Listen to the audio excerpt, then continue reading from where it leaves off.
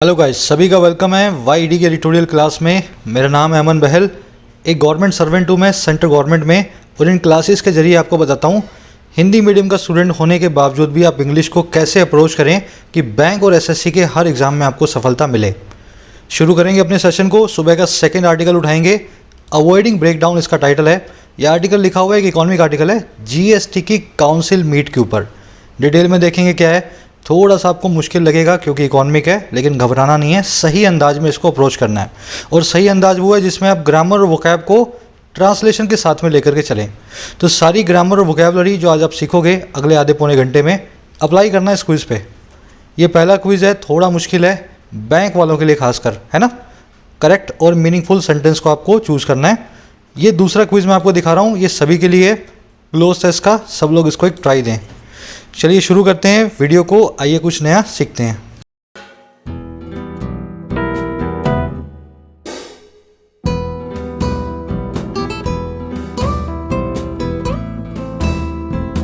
कह रहे avoiding break down. देखिए, अवॉइड करना तो आप जानते हैं, टालना, किसी चीज़ से बचना।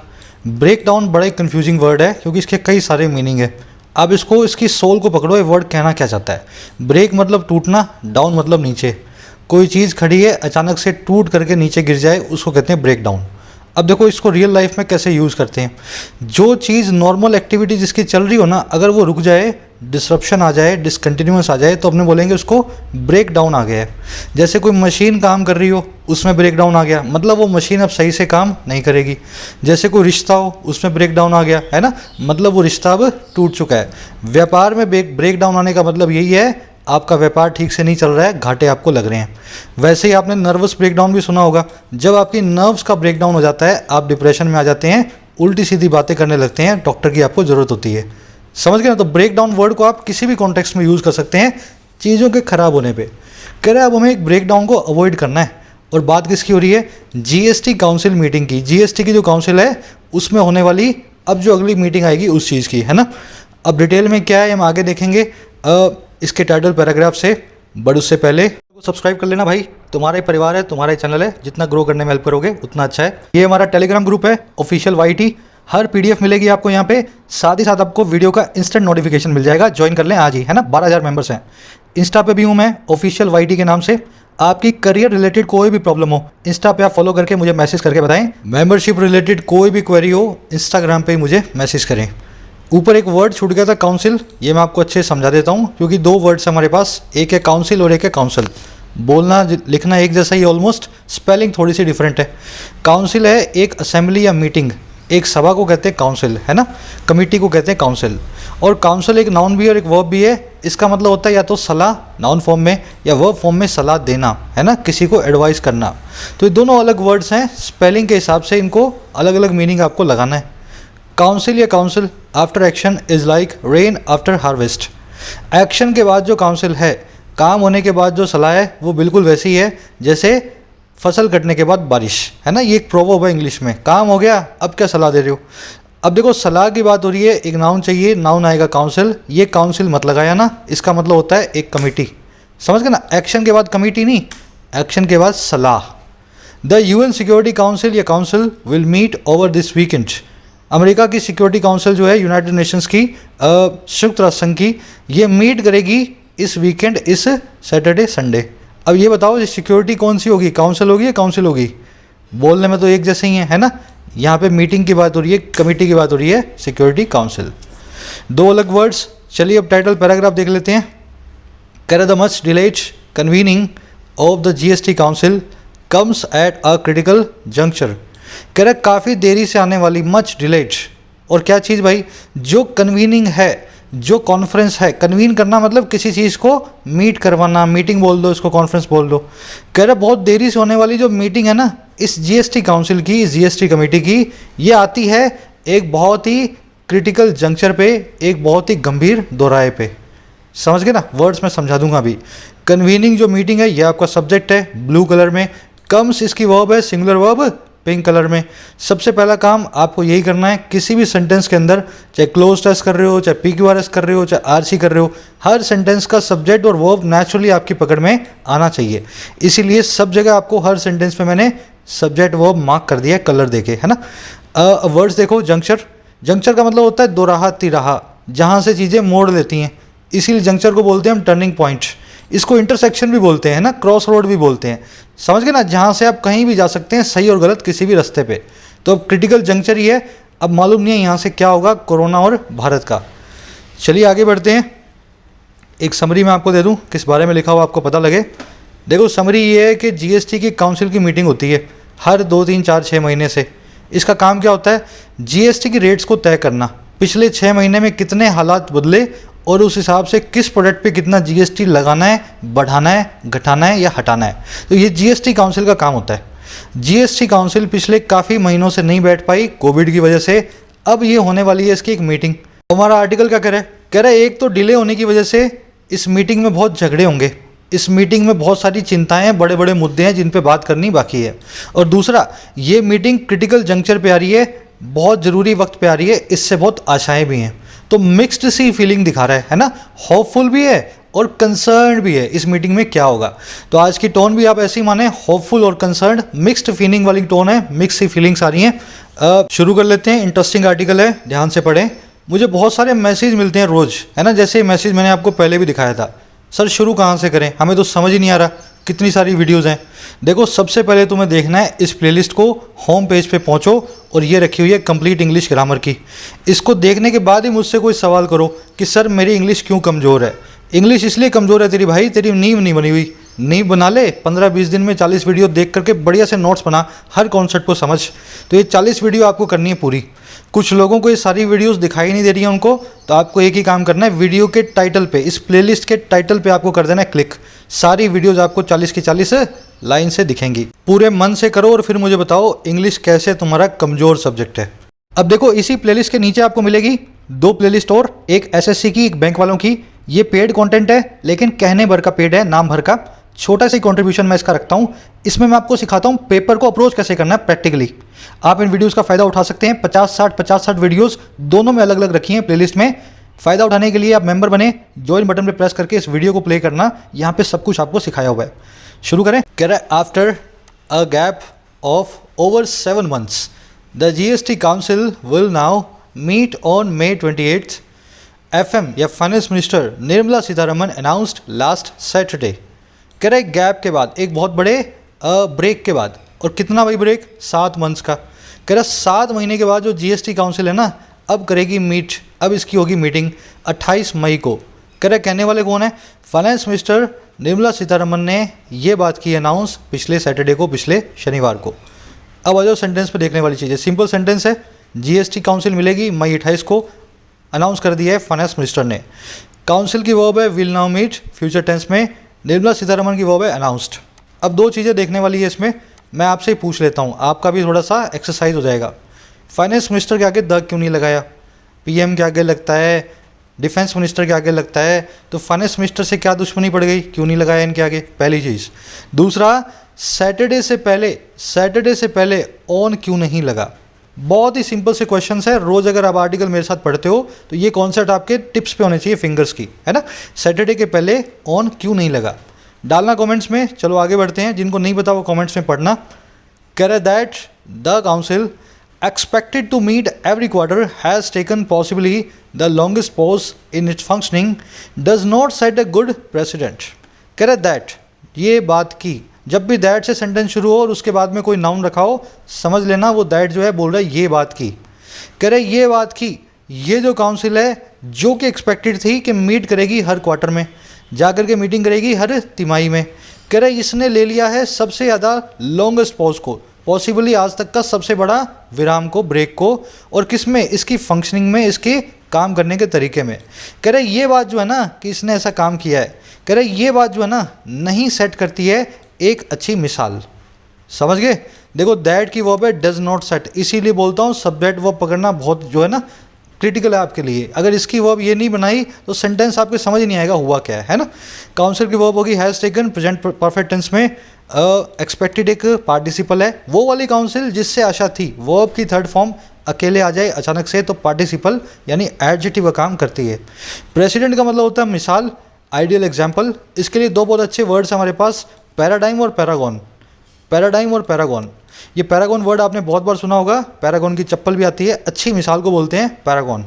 बढ़े आगे, कह रहा given the acrimony that transpired in its last few meetings over how the states GST compensation dues for the pandemic induced lockdown dented 2021 were to be met. The long break makes center state equations even more awkward. Sentence थोड़ा सा complicated है, ध्यान से समझो। Given से शुरू हो रहा है, इसका मतलब है जो दिया गया उसको देखते हुए, कंसीडर करते हुए, करेक्ट, कंसीडर करते हुए इस बात को। अच्छा, किस चीज़ को भाई? इस एक्रीमनी को, इस कड़वाहट को। एक्रीमनी मतलब कड़वाहट। कौन सी कड़वाहट? जो कि टेक प्लेस हुई, ट्रांसपायर की, अकर की, जो कि जाके निकली है ना। ट्रांसपायर का मतलब होता है किसी घटना का अकर होना। कह रहा देखते हुए इस कड़वाहट को जो अकर हुई है पिछले कई फ्यू मीटिंग्स में, पिछली कई जो है सभाओं में, और किस चीज़ के ऊपर ओवर लगा के बता रहा है, ये हुई है कैसे, हाउ स्टेट का, सारी स्टेट्स का जीएसटी कंपनसेशन का जो ड्यूज़ है, जीएसटी के हर्जाने के जो बकाया है, और किसके लिए? इस पैंडमिक इंड्यूस्ड लॉकडाउन इंडेंटेड 2020-21 के लिए। कह रहा है इस साल के लिए जो कि पैंडमिक से इंड्यूस होने वाले लॉकडाउन से चोट खाया हुआ है। समझे मेरी बात को? ये पूरा एडजेक्टिव है, ये वो वाला साल जो कि पैंडमिक से भड़के हुए लॉकडाउन से मार खाया हुआ है 2020-21। अरे देखते हुए इस कड़वाहट को जो अकर हुई पिछली कई मीटिंग्स में, अच्छा इस चीज़ के ऊपर कि कैसे ये ड्यूज जो हैं इस 2020-21 में वर टू बी मेट, इनको मीट किया जाएगा, कैसे इन बकाया को बराबर किया जाएगा, है ना। कह रहे इस चीज़ को गिवन देखते हुए हुआ क्या? कह रहा long break makes centre state equations even more awkward. कह रहा और लंबा जो ब्रेक है ना, अब ये बनाता है स्टेट और राज्यों और सेंटर के समीकरण को और भी ज़्यादा ऑकवर्ड, और भी ज़्यादा अजीब सा, कम्बरसम या क्लमजी। समझ गए सेंटेंस को? एक बार रिपीट कर देता हूँ, फिर इसमें देखने वाली चीज़ देखें, ग्रामर कॉन्सेप्ट बहुत अच्छा है इसमें। देखते हुए इस कड़वाहट को जो ट्रांसपायर हुई, अकर हुई पिछली कई मीटिंग्स के दौरान, इस चीज़ के ऊपर कैसे सेंटर का जो बकाया है स्टेट्स के लिए जीएसटी कंपनसेशन का जो हर्जाना है इस पैंडमिक से भड़के हुए लॉकडाउन और उस लॉकडाउन के द्वारा चोट खाए हुए इस 20-21 के साल के लिए, कैसे ये हर्जाना मीट किया जाएगा, बराबर किया जाएगा। कह रहे इसको देखते हुए जो लंबा ब्रेक है ना, ये और ज़्यादा मुश्किल बना देता है राज्यों और सेंटर के रिलेशनशिप को और इक्वेशंस को। अब आ जाओ सेंटेंस में देखने वाली चीज़ें। एक्रीमनी का मतलब होता है रैनकोर, बैड ब्लड, एनिमोसिटी, कड़वाहट। ये रैनकोर वर्ड नोट कर लेना, कड़वाहट के लिए बहुत अच्छा वर्ड है। डैट की वर्ब है ट्रांसपायर्ड। ट्रांसपायर का मतलब होता है किसी चीज़ का अकर होना, टेक प्लेस होना, किसी घटना का घटित होना। ड्यूज की वर्ब है वर। लॉन्ग ब्रेक की वर्ब है मेक्स। ये पैंडमिक इंड्यूस्ड क्या है भाई? वो वाला लॉकडाउन जो पैंडमिक के कारण लगा है। और 2020-21 क्या है? इस लॉकडाउन से डेंट खाया हुआ, मार खाया हुआ, चोट खाया हुआ। ये पूरा एक एडजेक्टिव है 2020-21 की परिभाषा को दे रहा है। अब मैं आपसे ये कम्बरसम देख लेना, ऑकवर्ड, कम्बरसम, क्लमजी, बम्बलिंग बोल दो, अजीब सा जो होता है ना, झल्ला सा, उसको कहते हैं ऑकवर्ड या क्लमजी। अब मेरा आपसे सवाल है, ग्रामर कॉन्सेप्ट में करवा देता हूँ। सवाल ये है कि टू बी मैट क्यों लिखा हुआ है? टू मीट क्यों नहीं लिखा हुआ? वर टू बी मैट ऐसा क्यों लिखा हुआ है? टू मीट क्यों नहीं लिखा हुआ? चलो ये देखो, कर तो कई बार चुके हैं, पर बार बार तब तक करवाऊंगा जब तक नेचुरली आपको ना आ जाए, है ना। देखो एक्टिव और पैसिव दोनों ही तरीके से होते हैं, जीरेंट, पार्टिसिपल और इन्फिनेटिव। एक्टिव के अंदर क्या करना है आपको? देख लेना जीरेंट, पार्टिसिपल, इन्फिनेटिव जिसके लिए आया है क्या वो एक्शन का डूअर है या नहीं। अगर एक्शन का डूअर है तो जीरेंट, पार्टिसिपल या इन्फिनेटिव को आप एक्टिव में रखें, और अगर जिसके लिए जीरेंट, पार्टिसिपल, इन्फिनेटिव आया हो वो एक्शन का रिसीवर हो तब आप इसको पैसिव में रखें। पैसिव का एक ही तरीका होता है, बी फैमिली की वर्ब प्लस में वर्ब की थर्ड फॉर्म। अब मैं आपको यहाँ प्रैक्टिकली लगा के दिखाता हूँ। The food was to share with everyone. Food जो था सभी के साथ शेयर करने के लिए था, खाना सभी के साथ मिल बांट के खाने के लिए था। अब ये बता दो ये टू शेयर क्या है? टू प्लस में वर्ब की फर्स्ट फॉर्म है, बेस फॉर्म। ये है एक इन्फिनेटिव। अब मुझे ये बताओ शेयर किसको किया जाएगा? ये शेयर किसके लिए आया है? खाने के लिए आया है। अब मुझे ये बता दो अगर खाने के लिए आया है, अगर खाना इस इन्फिनेटिव का सब्जेक्ट है, तो खाने को शेयर किया जाएगा या खाना किसी को शेयर करेगा? भाई ये खाना है, इसने 4 आदमी बांट दिए, या ये 4 आदमी इन्होंने खाना बांट दिया, खाने को बांटा जाएगा। खाना एक्शन का रिसीवर है तो ये टू इन्फिनेटिव यहाँ पे गलत है। अब आपको इसको बदलना है पैसिव में, समझ गए ना। खाना तो रिसीवर है एक्शन का, खाने को बांटा जाएगा। अब अगर पैसिव में बदलना है तो फॉर्मूला है बी फैमिली की वर्ब प्लस में वर्ब की थर्ड फॉर्म। बेसिक से सीख लेना, वहीं पे समझाया पैसिव कैसे बनाना होता है। अब देखो इस इन्फिनेटिव को बी प्लस V3 कैसे लगाया जाए? इसको तो V3 बना दो पहले ही और बीच में लगा दो बी, हो गया ना। तो to be shared with everyone, इतनी सी बात। अब अगला देखो, after evicting from the house the tenant had no way to go. घर से एविक्ट किए जाने के बाद, घर से निकाले जाने के बाद किराएदार के पास कोई जगह नहीं थी जाने की। मकान मालिक ने सामान और बोझा और किराएदार तीनों को बाहर फेंक दिया, किराएदार के पास कोई जगह नहीं। अब देखो आफ्टर प्रेपोजिशन का ऑब्जेक्ट है वर्ब की आईएनजी फॉर्म, ये बन गया जीरेंट। यहाँ पे हमने इन्फिनेटिव देखा, यहाँ देख रहे हैं जीरेंट। अब मुझे बता दो जीरेंट किसके लिए आया है, किसको घर से बाहर निकाला गया है? भाई निकाला गया टेनेंट को, किराएदार को। अब ये बता दो टेनेंट को निकाला गया है, टेनेंट ने किसी को निकाला है? किराएदार को निकाला गया है, किराएदार ने मकान मालिक को निकाला है। भाई किराएदार को निकाला गया तभी उसके पास कोई जगह नहीं जाने की, तो किराएदार के ऊपर काम हुआ है। अब इसको बदल दो पैसिव में, एक्टिव में आएगा नहीं है, तो पैसिव में बदलने का तरीका क्या है? इसके आगे लगा दो बी और एवेक्टिंग को बना दो एवेक्टेड।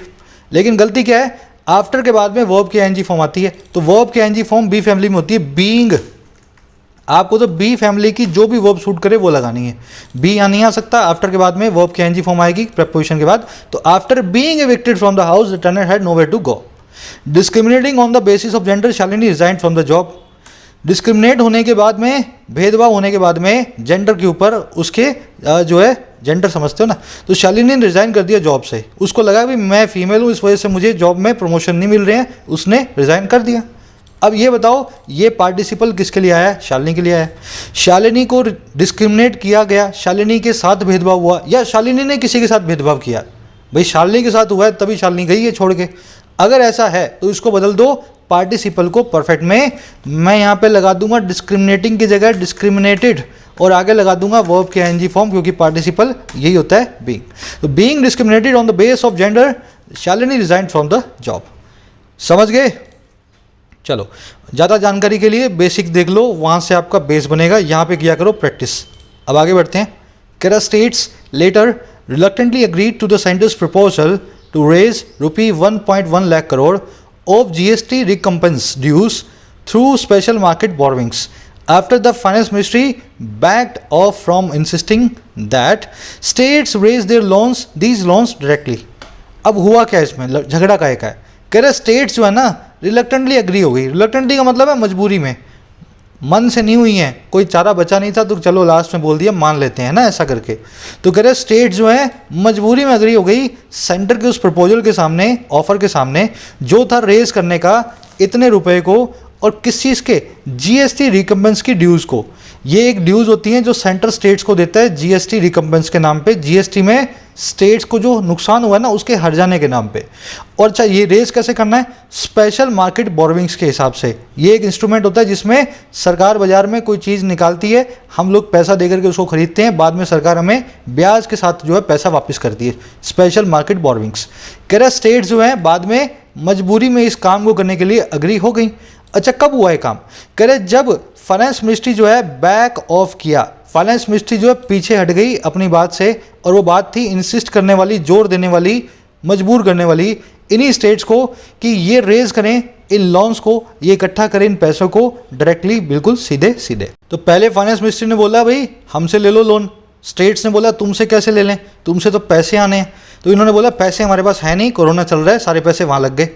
तो ये बोली हम तुमसे तो नहीं लेंगे। तो ये फाइनेंस मिनिस्ट्री इससे पीछे हट गई लोन देने से। इसने बोला ठीक है हमसे मत लो, तुम्हें हम पूरी इजाज़त दे रहे हैं, तुम अपने स्टेट के लोगों से ले लो, कोई मार्केट बोरोविंग का इंस्ट्रूमेंट निकालो, लोग खरीदेंगे उसको और उनसे तुम कर्जा ले लो। तो स्टेट्स जो है मजबूरी में इस चीज़ के लिए मानी आखिरकार। अब देखने वाली चीज़ें, स्टेट्स की वर्ब है अग्रीड, फाइनेंस मिनिस्ट्री की वर्ब है बैक्ड ऑफ। स्टेट्स ने जो अग्री किया रिलक्टेंटली किया, रिलक्टेंटली का मतलब होता है अनविलिंगली, हेजिटेंटली, है ना, मतलब आप जो है किसी काम को बिना इच्छा के कर रहे हो, मजबूरी में कर रहे हो, हेजिटेशन में। इंसिस्ट करने का मतलब होता है प्रेशराइज करना, किसी पे जोर देना, डिमांड करना, किसी को मजबूरी में लाना। अब इसमें देखने वाला कॉन्सेप्ट है अग्री के बाद में। देखो कभी टू दिखेगा, कभी ऑन दिखेगा, कभी विद दिखेगा। अग्री के दो सिनोनिम और हैं, एक्सीड और कंसीड। तीनों का मतलब होता है किसी चीज़ को मान लेना। अग्री के बाद में टू आएगा जब किसी काम को करने को अग्री हो, या किसी प्रपोजल के लिए अग्री हूँ, है ना, मैं आपको कुछ प्रपोजल दूं, कुछ ऑफर दूं, या कोई काम बताऊं और आप मान जाओ भाई मैं कर दूंगा, तो अग्री। अग्री होंगे आप किसी इश्यू या मैटर पे, और अग्री विद लगाएंगे जब आप किसी के साथ में अग्री हो रहे हैं। Finally the protesters agreed to on या विद पोस्टपोन द मार्च। आखिरकार प्रोटेस्टर्स अग्री हो गए मार्च को, इस रैली को पोस्टपोन करने के लिए। अब देखो यहाँ पे पोस्टपोन करने का काम है, एक टास्क है, किसी काम को करने के लिए अग्री हुए हैं। अच्छा एक काम है तो हम यहाँ पे लगाएंगे टू, तो मैं सीधे सीधे ऑन या विद को निकाल देता हूँ। Agreed to postpone the march. वैसे ही finally the protesters agree to on या with a deal with the government. Finally जो है प्रोटेस्टर्स अग्री हो गए एक डील के ऊपर गवर्नमेंट के साथ। डील है, इश्यू है, मैटर है, इस केस में ऑन को यूज़ करें, आप यहाँ पे लगा सकते हैं अग्रीड ऑन अ डील। अच्छा, डील एक ऑफर भी है तो आप अग्रीड टू डील भी, टू अ डील भी लिख सकते हैं, दोनों एक ही बात है, मैं लिख देता हूँ यहाँ पे अग्रीड टू अ डील। तीसरा देखो, finally the protesters agreed to on your with government. आखिरकार प्रोटेस्टर्स जो हैं सहमत हो गए सरकार के साथ। अब किसी के साथ में हो रहे हो तो agreed with the government, with या द लगा लेना, द गवर्नमेंट, ठीक है ना। तो तीनों में से जो भी लगे आप इसको नोट डाउन कर लें, तीनों ही लगते हैं अपने अपने हिसाब से। अब यहाँ पे अग्री टू क्यों है, क्योंकि सेंट्रल ने एक ऑफर दिया था, एक प्रपोजल दिया था, उसके लिए अग्री टू लगाया। चलो आगे बढ़ते हैं। कह रहा है in the intervening period the economy almost surged back to normalcy before being hobbled again by the second wave of infections.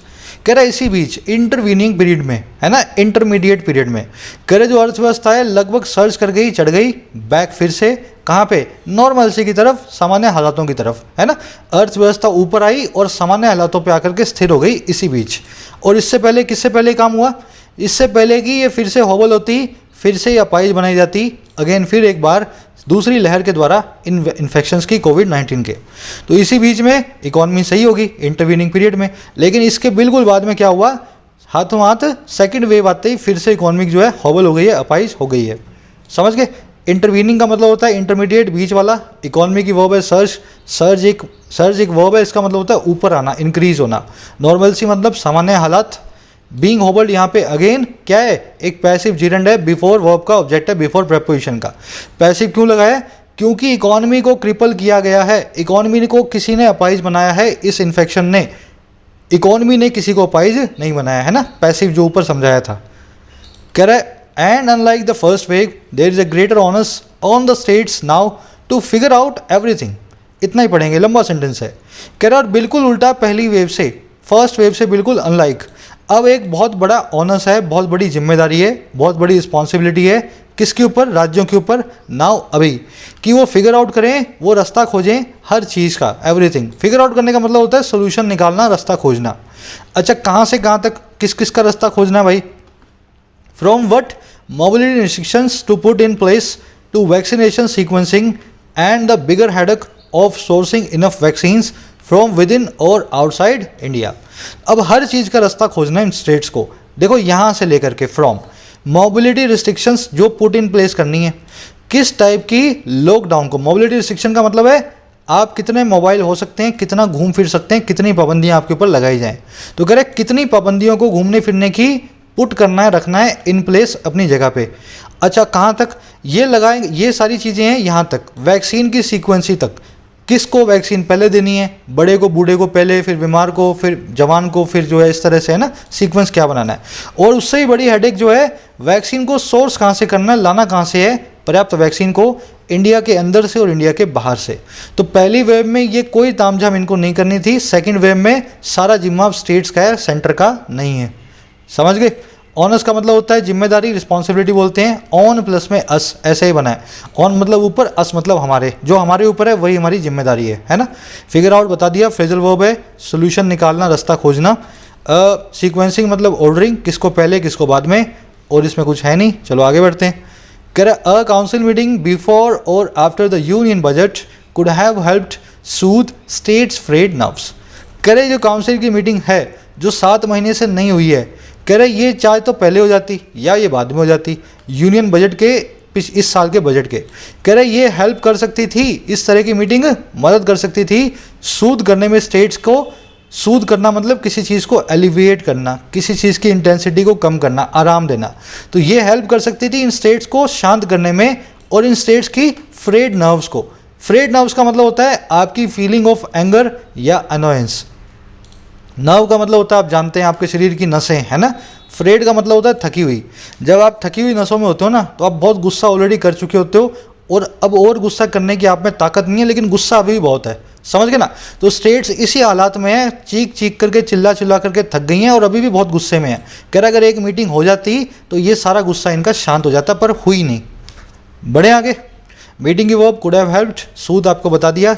चलो कह रहा having ignored the call by several states for a council meet all these months.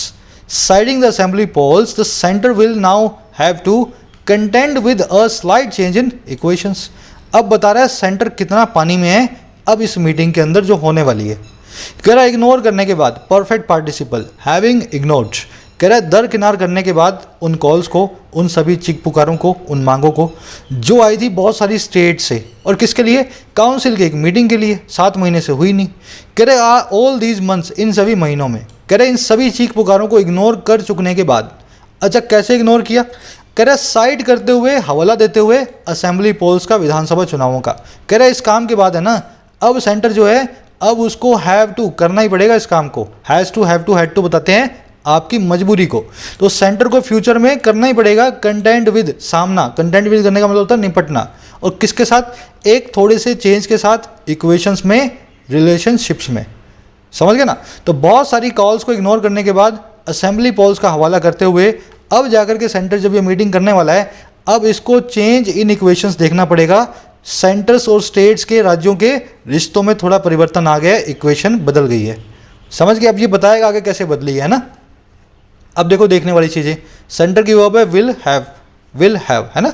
Content with का मतलब होता है deal with करना, grapple with करना, है ना, टैकल करना, सामना करना, फेस करना, किसी चीज़ से निपटना, कंटेंट विद करना। साइड करने का मतलब होता है किसी चीज़ का हवाला देना। सेंटर बार बार यही बोलता था कि काउंसिल मीट, अभी असेंबली पोल करवाते हैं, फिर करवाते हैं तुम्हारी मीटिंग, है ना। सेंटर की वर्ब हो गई ये, और ये हो गया प्रेजेंट पार्टिसिपल। अब हैविंग इग्नोर्ड पे आ जाओ, परफेक्ट पार्टिसिपल, इसकी क्या ज़रूरत होती है इंग्लिश में, कब लगाना और कब नहीं लगाना। Finishing her assignment, she rode her bicycle to meet her friends. अपने असाइनमेंट को फिनिश करते हुए, ये हो गया present participle simultaneous action.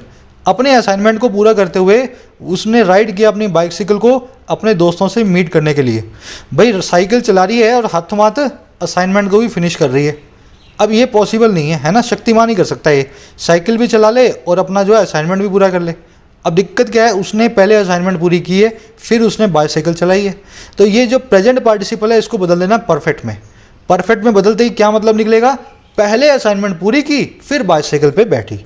Perfect में बदलने का तरीका क्या है, देखो पार्टिसिपल है तो पहले लगा दो हैविंग, और परफेक्ट में हैव आता भी है, और हैव के बाद हमेशा वर्ब की थर्ड फॉर्म आती है, तो यहाँ लगा दो फिनिश्ड। समझ गए ना, having finished her assignment she rode her bicycle to meet her friends. वैसे ही having left for the USA trip he parked his car in his neighbours grass. अब देखो यहाँ पे परफेक्ट बना हुआ है, हैविंग लेफ्ट है ना, हैविंग प्लस में V3। कह रहा है यूएसए ट्रिप के लिए निकल जाने के बाद, यूएसए के लिए रवानगी हो जाने के बाद उसने पार्क कर दिया अपनी कार को अपने नेबर की गैराज में। भाई यहाँ से तो वो चला गया, प्लेन में बैठ गया, अब आधे रास्ते है और कार को पार्क कर रहा है अपने पड़ोसी के यहाँ, पॉसिबल है क्या। तो ये काम अभी तक हुआ नहीं है, ये काम साइमल्टेनियसली हो रहा है। हम ये कहना चाह रहे हैं अमेरिका के लिए निकलते हुए उसने अपनी कार को पार्क किया। यहाँ पे परफेक्ट पार्टिसिपल गलत लिखा हुआ है, आप इसमें से हैविंग को निकालो और लेफ्ट को लीविंग बना दो वर्ब की फर्स्ट फॉर्म आईएनजी में। Leaving for the USA trip he parked his car to his neighbour's garage. देखो बिल्कुल उस तरीके से बता रहा हूँ जैसे फॉर्मूला होता है मैथ्स का, आप भी लगा सकते हो ना।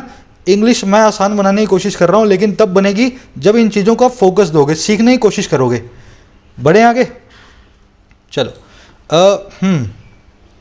कहाँ गया, कह रहे द इलेन ऑफ री elected state governments apart large state such as Tamil Nadu can no longer be expected to to the centres line. कह रहा है इलेन को अगर री इलेक्टेड स्टेट गवर्नमेंट्स को अपार्ट कर दें, देखो अब ये स्लाइड चेंज बताएगा रिश्तों में कैसे बदलाव आया।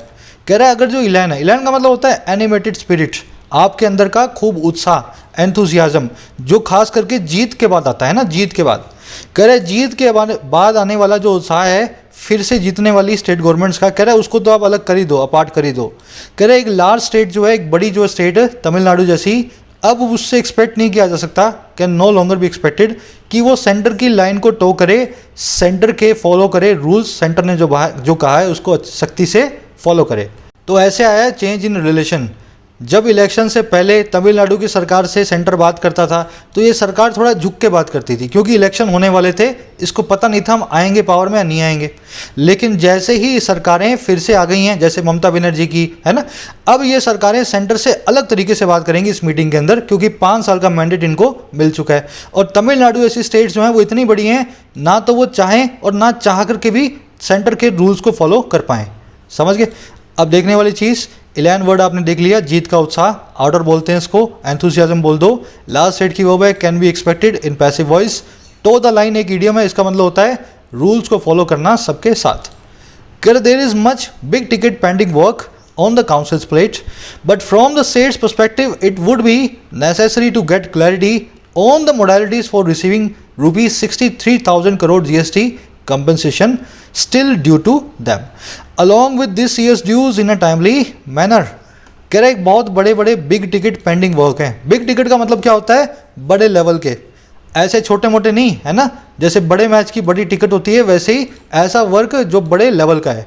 कह रहा बहुत बड़े बड़े लेवल के वर्क पेंडिंग पड़े हैं काउंसिल की थाली में, काउंसिल की प्लेट में। अब जब काउंसिल बैठेगी, अब देखो कहाँ से, कह रहा लेकिन स्टेट के पर्सपेक्टिव से अगर देखें, स्टेट्स के, हमारे राज्यों के दृष्टिकोण से देखें, व्यू पॉइंट से देखें, तो कह रहे बड़ा ज़रूरी है कि सबसे पहले क्लैरिटी मिले उस मोडालिटीज़ पे, उन अप्रोच पे जो है रिसीव करने की 63,000 करोड़ के जीएसटी हर्जाने को, जो अभी भी बकाया है इन स्टेट्स के सामने।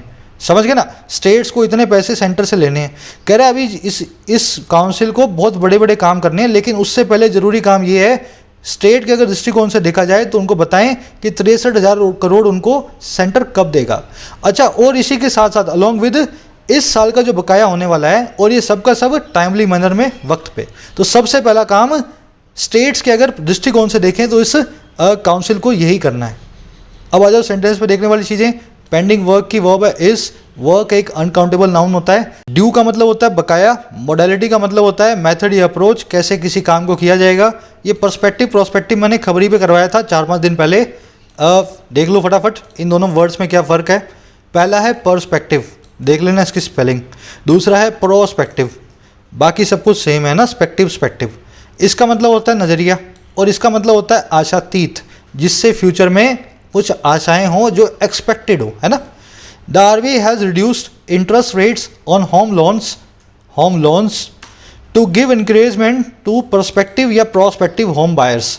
आरबीआई ने रिड्यूस कर दिया है ब्याज की दरों को होम लोन्स पे, ताकि इंकरेजमेंट मिले होम बायर्स को। अब देखो वो कैसे होंगे, दृष्टिकोण होम बायर्स या आशातीत होम बायर्स। हम बात कर रहे हैं उन होम बायर्स की जो आने वाले टाइम में घर खरीदने का प्लान बना रहे हैं। एक्सपेक्टेड है फ्यूचर में ये होम बायर्स बनेंगे, है ना। अभी सोच रहे हैं, पूरा प्लान है इनका घर खरीदने का।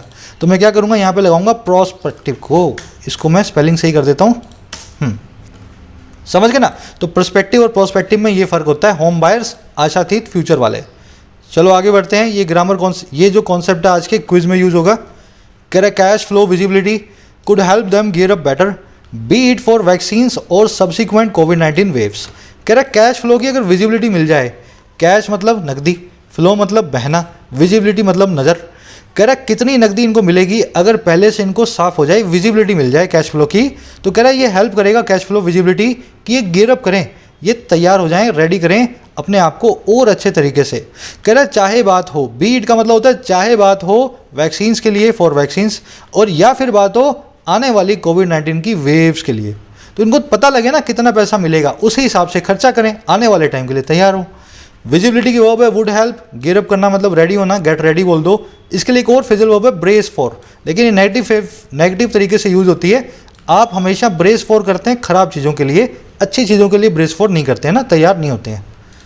कह रहा even more pressing is the demand to drop GST on material to battle the pandemic including the 12% tax on oxygen concentrators, 5% on vaccines and on relief supplies from abroad। कह रहा और भी प्रेसिंग है, इवन मोर प्रेसिंग, और भी urgent है। और क्या, वो वाली डिमांड इज़ द डिमांड। अच्छा, कौन सी डिमांड, कि ड्रॉप करें जीएसटी को उन सारे मटेरियल पे जो बैटल करने के काम आते हैं पैंडमिक को। भाई ऑक्सीजन कंसनट्रेटर है, वैक्सीन है, कोई दवाई है, तो इन पे जीएसटी को ड्रॉप किया जाए, है ना। जिसमें शामिल है 12% का टैक्स ऑक्सीजन कंसनट्रेटर्स पे, 5% का वैक्सीन्स पे, और रिलीफ सप्लाईज पे, दवाओं पे, पीपीडी किट्स पे अब्रोड से जो बाहर से आ रही हैं। तो और ज़्यादा प्रेसिंग ये वाली डिमांड है। अब यहाँ पे आपको थोड़ा सा सवाल आएगा दिमाग में, सर ये सेंटेंस इन्वर्टेड क्यों है, यहाँ पे डिमांड पहले क्यों नहीं आई, वर्ब बाद में क्यों नहीं आई, ये प्रेसिंग उसके बाद क्यों नहीं आया। डिटेल में बताऊंगा एक वीडियो करके मैं कब इस तरह के इन्वर्जन किए जाते हैं। अब आपको थोड़ा सा आइडिया दे देता हूँ। ये इसलिए आया क्योंकि ये डिमांड थी ड्रॉप करने की इस सारी चीज़ को। अगर इस डिमांड के बाद में ये सब सारी चीज़ लिखनी ज़रूरी है, अगर इस डिमांड के बाद में ये पूरा फ्रेज आना ज़रूरी है, तो अगर इसके बाद में इज लगाऊंगा ना तो ये वर्ब खो जाएगी। जब जब ऐसा हो, जब सब्जेक्ट फ्रेज बहुत बड़ा हो, है ना, और उसकी वजह से पूरा सेंटेंस का मीनिंग वे हो जाए, उस केस में वर्ब को पहले ले आओ और फिर सब्जेक्ट और पूरे तामझाम को लिख दो। छोटा सा आइडिया दे रहा हूँ मैं, अलग से वीडियो करके बताऊंगा कब कब कैसे प्रैक्टिकली करना है। चलो आगे बढ़ो। कह रहा miss Sitharaman responded with the tweets from to a missive on the issue from the west Bengal CM to PM. अब ये सेंटेंस आपको समझ नहीं आएगा। कह रहा सीतारमन साहब ने, मैडम ने रिस्पॉन्ड किया, प्रतिक्रिया दी एक ट्वीट स्टॉर्म से लेकर के एक मिसिव तक। ट्वीट स्टॉर्म क्या होता है? ट्वीट्स का एक बहुत बड़ा जो है सैलाब, एक के बाद एक ट्वीट्स आ रही है ना, तूफान। तो कह रहा है इसने रिस्पॉन्ड कैसे किया? तो कह रहा है कहीं तो ट्वीट्स का तूफान मचा दिया, यहाँ से लेकर के और यहाँ तक, एक मिसिव तक। मिसिव होता है एक रिटर्न नोट, छोटा सा कम्युनिकेशन, कल आ जाओ घर पे, है ना, आज शाम को नहीं आ पाऊंगा, चलो बाहर घूमने चलते हैं, छोटा सा मैसेज होता है ना, उसको बोलते हैं मिसिव। कह रहा है इसने ऐसे रिस्पॉन्ड किया। अब देखो ये कहाँ से कहाँ तक किया है, किस किस पे किया है? इस इश्यू पे किया है वेस्ट बंगाल सीएम से लेकर के पीएम तक। तो ममता बनर्जी कुछ बोली तो ट्वीट्स का सैलाब ले आई ये सीतारमन मैडम, है ना, बहुत सारी ट्वीट्स कर दी इसको जवाब में देने के लिए। और पीएम साहब ने जब इनसे कुछ पूछा तो पीएम साहब को एक छोटा सा मैसेज दे करके बोला कि हम देख रहे हैं इस मामले को सर, जल्दी से इसका सोल्यूशन लाएंगे। समझ गए? चलो आगे बढ़े। कह रहा this suggest then irascible approach on the issue that more states are raising. कह रहा है ये सीधे सीधे एक इरेसिबल अप्रोच को दिखाता है, एक चिड़ी हुई अप्रोच को दिखाता है, शॉर्ट टेम्पर्ड, एकदम गुस्सा आने वाली इस इश्यू के ऊपर, जिसको और ज़्यादा स्टेट्स जो हैं रेज कर रही हैं। स्टेट्स अगर थोड़ा सा भी बोल दें ना, ऑक्सीजन कंसनट्रेटर पे टैक्स क्यों लगा रहे हो आप, तो बहुत सारी ट्वीट करके उनको नीचा दिखाते हैं, है ना। और बाकी कोई बोले अगर पार्टी वाला, तो उसको एक मिसिव किया जाता है, छोटा सा मैसेज देके बोला जाता है हम इस मामले को भी देख रहे हैं। तो ये इरेसिबल अप्रोच है, शॉर्ट टेम्पर्ड है। कोलेरिक और कैंटेंकरस दोनों वर्ड्स हैं शॉर्ट टेम्पर्ड के लिए। चलिए आगे बढ़ते हैं। Tax experts believe solutions are possible to reduce the GST burdens। Tax के एक्सपर्ट्स यही बिलीव करते हैं कि बहुत सारे हल्स पॉसिबल हैं अगर जीएसटी की बर्डन को रिड्यूस करना है, तो आपको सही तरीका, सही कैलकुलेशन करनी है, बर्डन कम हो सकती है। The centre had dropped the GST on sanitary napkins after strongly defending the tax with one stated worry being cheap imports। कह रहा सेंटर ने ड्रॉप कर दिया था जीएसटी को सैनिटरी नैपकिन्स पे। अच्छा, कब ड्रॉप किया था, कब हटाया था जीएसटी को? पहले स्ट्रांगली डिफेंड करने के बाद इस टैक्स को। तो पहले तो सेंटर अड़ा रहा कि इन पे मैं लगाऊंगा, लेकिन बाद में जब स्टेट्स ने बोला कि ये तो बहुत ज़रूरी चीज़ है, बेसिक नेसेसिटी है, तो सेंटर बाद में हट गया पीछे और ड्रॉप कर गया जीएसटी को। अब देखो इसने क्या वरी बताई थी, इसने स्टेट किया था एक चिंता को जो थी चीप इंपोर्ट्स की। इसका ये कहना था जीएसटी को जैसे ही हटाऊंगा, सेंटर का कहना था कि चाइना से और दूसरी कंट्रीज से चीप इंपोर्ट्स होने लगेंगे, देश में सैनिटरी नैपकिन्स बनाने वाली कंपनियों को नुकसान होगा। तो ऐसा कह करके सेंटर पहले डिफेंड कर रहा था। कह रहा in case of vaccines and critical supplies the more the imports the merrier it is now. कह रहा लेकिन अगर बात करें वैक्सीन्स की और क्रिटिकल सप्लाईज की, कह रहा जितने ज़्यादा इंपोर्ट होंगे उतना ही मैरियर, उतना ही हैप्पियर होगा आज की डेट में। तो ये अब सैनिटरी नैपकिन्स की बात नहीं है, यहाँ पे मत अड़ना चाहिए सेंटर को, है ना। कह रहा आज की डेट में वैक्सीन तो बाहर से जितनी आए ना इंपोर्ट हो, उतनी ही अच्छी है हमारे देश में। अब देखो यहाँ पे एक छोटा सा कॉन्सेप्ट और है, द प्लस कंपैरेटिव डिग्री का। कुछ सेंटेंस आप देखोगे, the plus comparative, the plus comparative, ये सेंटेंस कुछ इस तरह के होते हैं। जितना पढ़ोगे उतना आगे बढ़ोगे, जितना खेलोगे उतने नालायक बनोगे, जितना खाओगे उतने मोटे होगे, जितना एक्सरसाइज करोगे उतने हेल्दी बनोगे, है ना। तो जितना जितना हिंदी में बोलते हैं, इंग्लिश में होती है स्ट्रक्चर कुछ इस टाइप की। अब देखो इस स्ट्रक्चर पे कुछ क्वेश्चंस बनेंगे। The old you grow wiser you become. जितने बूढ़े तुम होते हो उतने ही समझदार तुम बनते हो। सेंटेंस गलत है, क्योंकि ये सेंटेंस की स्ट्रक्चर है कंपैरेटिव प्लस कंपैरेटिव, तो ओल्ड की जगह लगाया जाए इसका कंपैरेटिव ओल्डर को। अब देखो सेंटेंस अभी भी गलत है। ये सेंटेंस यूं कहता है कि कंपैरेटिव के पहले द भी हो, तो दोनों जगह द लगाओ, द ओल्डर द वाइजर। ध्यान यही रखना है, ऐसी अगर आपको स्ट्रक्चर मिले कंपैरेटिव ही लगाओ और दोनों जगह द भी साथ में हो। The more you learn the smartest you become. जितना तुम लर्न करते हो उतने ही स्मार्ट तुम बनते हो, बात बिल्कुल ठीक है, लेकिन smarter you become comparative plus comparative ही आएगा और द लगा करके ही आएगा। समझ गए? चलो आर्टिकल वाली क्लास में हो चुका है कॉन्सेप्ट। कह रहा that the GST revenue will be shared with the states may be factually correct, but surely neither the states nor the centre are eyeing कोविड-19 expenses as a fat source of revenue। कह रहे ये बात की, ये बात की, अच्छा कौन सी बात, कि जीएसटी का रेवेन्यू शेयर किया जाएगा स्टेट्स के साथ, जीएसटी का पैसा बराबर में बांटा जाएगा स्टेट्स के साथ। कह रहे ये हो सकता है फैक्चुअली करेक्ट हो, देखा जाए आंकड़ों के हिसाब से तो ये बिल्कुल सही बात है, रेवेन्यू सबको मिलेगा। कह रहे लेकिन ना ही सेंटर, श्योर बात है ये, ना ही सेंटर और ना ही स्टेट्स आई कर रही है, अपनी नज़र गड़ा रही है कोविड-19 पे जो खर्चा हो रहा है उसको एक फैट सोर्स ऑफ रेवेन्यू के हिसाब से। तो कह रहे भले ही तुम बांटते रहना अपने आपस में वैक्सीन के पैसे को, वैक्सीन पे टैक्स को, लेकिन लोगों से अभी वैक्सीन का पैसा जो है उस पर टैक्स कम से कम लगना चाहिए। तो कह रहे इस बात पे हमें भी विश्वास है, आप दोनों ही, ना सेंटर ना स्टेट्स, वैक्सीन और इन कोविड-19 एक्सपेंसेस से मोटा पैसा कमाने पे नज़र गड़ा करके बैठे हो, है ना। आपकी भावना बिल्कुल साफ है, हमें ऐसा लगता है, समझ गए। अब आज सेंटेंस पे देखने वाली चीज़ नीदर नोर, इसमें एक एरर है, करवाऊँ या खुद करोगे। चलो सिंपल सा है, नीदर नोर इधर और का एक सिंपल सा रूल है, नीदर और नोर, जो नोर के बाद में आए, जो नोर के बाद में आए वर्ब लगे उसके हिसाब से।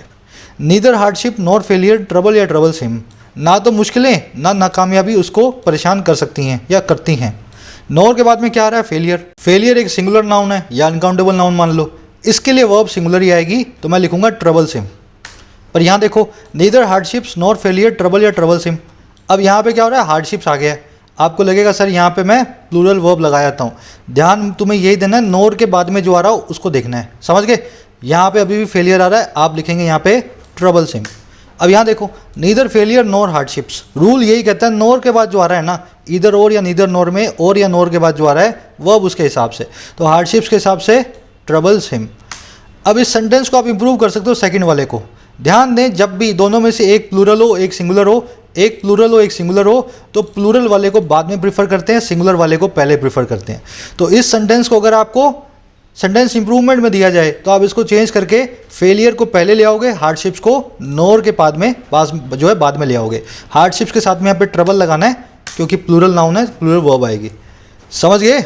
चलो आगे बढ़ते हैं, सब्जेक्ट वर्ब एग्रीमेंट वाली वीडियो में होगा ये, 2 वीडियो बची हैं लास्ट अपनी ग्रामर सीरीज में। करें N accommodative approach from the center could ensure India's fiscal federalism framework does not suffer an irretrievable breakdown at this calamitous juncture।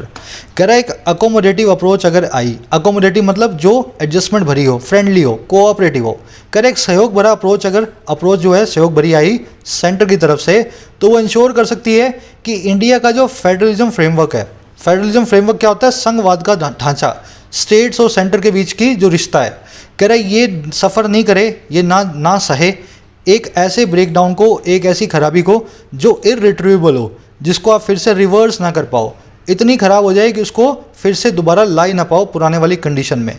और कहाँ पे, इस क्लैमिटस जंक्चर पे, इस ऐसे दोराहे पे जो बड़ा तूफान भरा है, क्लैमिटी भरा है, डिजास्टर्स है, कोरोना से डिस्ट्रक्टिव है, समझ गए ना। तो सही अप्रोच सेंटर की रही, तभी इस चीज़ को इंश्योर कर पाएंगे कि सेंटर और स्टेट के रिश्ते इस बुरे दौर में इतने ख़राब ना हो जाएं कि फिर से उनको सही ना कर पाया जाए। समझ गए होंगे। वर्ड्स देख लेना, अकोमोडेटिव बता दिया आपको, जिसमें एडजस्टमेंट हो, फ्रेंडली हो, इररिट्रीवेबल और इरिवर्सिबल, एक ही बात है ऑलमोस्ट, दोनों का मतलब होता है जिस चीज़ को अब वो परमानेंट हो गई है, फिर से पुरानी जो है कंडीशन में आप नहीं ला सकते हो, है ना। क्लैमिटस जिसमें क्लैमिटी हो, डिस्ट्रक्शन हो। चलिए थोड़ा सा मुश्किल था आज का, अब फटाफट बढ़ेंगे अपने क्विज़ की तरफ जो मैंने आसान बनाया है। सब लोग इसको एक ट्राई दें और कमेंट सेक्शन में अपने आंसर्स को अपडेट करें। देखिए ये वाला मैं आपको ज़रूर करवाऊंगा, आपको करेक्ट और मीनिंगफुल सेंटेंस को ढूंढना है। देखो सेंटेंस पहले पढ़ लो क्या कहना चाह रहा है। Ruling a nation for almost 5 decades, the retired autocrat realised that the more power you have the hardest it become to control it. एक नेशन को रूल करने के बाद लगभग 50 सालों तक, 5 decades तक, ये जो रिटायर्ड ऑटोक्रेट था, ये जो अब रिटायर्ड हो गया है तानाशाह, इसने रियलाइज़ किया जितनी पावर तुम्हारे पास होती है उतना ही मुश्किल बन जाता है उस पावर को कंट्रोल करना। मैं हिंदी मीनिंग बता रहा हूँ क्या होना चाहिए, अब इसको इंग्लिश में बनाना है हमें, है ना। देखो रिटायर्ड था ऑटोक्रेट, रूल कर चुका है, आज की डेट में रूल नहीं कर रहा है। अगर ऐसा है तो आपको यहाँ पे परफेक्ट पार्टिसिपल चाहिए, समझो मेरी बात को। रूलिंग तो प्रेजेंट पार्टिसिपल है, इसका मतलब क्या है, ये ऑटोक्रेट जो रिटायर हो गया पर फिर भी रूल कर रहा है। अरे यार या तो रिटायर हो गया या रूल कर रहा है, दोनों में से एक ही बात है ना। तो मुझे क्या करना है, परफेक्ट पार्टिसिपल को लगाना है। बी मेरा आंसर हो सकता है, सी मेरा आंसर हो सकता है, या डी मेरा आंसर हो सकता है। अब दूसरी चीज़ देखो, ज़्यादा जितनी पावर तुम्हारे पास होगी उतना ही मुश्किल होगा उसको कंट्रोल करना। द प्लस कंपैरेटिव, तो द प्लस कंपैरेटिव तो ठीक है, पर द प्लस हार्डेस्ट ये हो गई सुपरलेटिव, ये तुम्हारा आंसर नहीं है। समझे मेरी बात को, ये तो सुपरलेटिव है। वैसे ही द मोर पावर ये ठीक है, लेकिन हार्डर ये बिल्कुल ठीक होने के बावजूद गलत है, क्योंकि इसके आगे द नहीं लगा हुआ है ना। द हार्डर होना चाहिए, हार्डर से काम नहीं चलेगा। तीसरा देख लो, मोर पावर यहाँ पे बिल्कुल ठीक है, दैट मोर द पावर लिखा हुआ है, द मोर पावर नहीं लिखा हुआ। समझ गए ना, द की पोजीशन को मैंने मोर के बाद में रख दिया कंफ्यूज करने के लिए। द हार्डर बिल्कुल ठीक है, लेकिन यहाँ पे द मोर पावर नहीं, मोर द पावर लिखा हुआ है, ये गलत है। अब चौथा देख लो, the more power you have the harder it becomes to control it. अगर इस फॉर्मूला से चलो, द मोर द हार्डर, अगर ऐसे चलोगे तो फोर्थ आपका सही आंसर है। समझ गए? चलो अब क्लोज टेस्ट पे आ जाओ। बहुत सिंपल है, पूरी वीडियो पूरे फोकस से देखिए, आंखें खोल करके बिना सोए। अब फटाफट से इस क्विज को कर डालो सॉल्व। कमेंट सेक्शन में मेरा आंसर है, फर्स्ट कमेंट में मेरे आंसर से अपना मैच कर लेना और उसी में बता देना कितने मार्क्स आपको मिले, 5 में से 2, 3, 4 या 5। मुलाकात होगी अगली वीडियो में। Until then signing out.